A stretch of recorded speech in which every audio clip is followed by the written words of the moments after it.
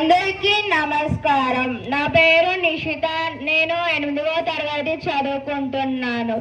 ఈరోజు మనందరికీ ఎంతో ముఖ్యమైన గణతంత్ర దినోత్సవ పర్వదినం. 1950 జనవరి 26న మన భారతదేశ సార్వభౌమ ప్రజాస్వామ్య గణతంత్ర రాజ్యాంగం అవతరించింది. ఈ రోజు మనకు ప్రియమైన రాజ్యాంగం అమలులోకి వచ్చి మనకు సమాన హక్కులు అందించింది. కులమతాలు భేదాలు లేకుండా అందరికీ సమాన అవకాశాలు కలిగించిన రోజు ఇది. మన దేశానికి లభించిన స్వాతంత్రానికి ప్రజాస్వామ్యానికి గుర్తే ఈ పండుగ. విభిన్న సంస్కృతుల సాంప్రదాయాల కలయికే మన భారతదేశం. మన దేశం సాధించిన అద్భుతమైన ప్రగతికి మన రాజ్యాంగం పునాది వేసింది.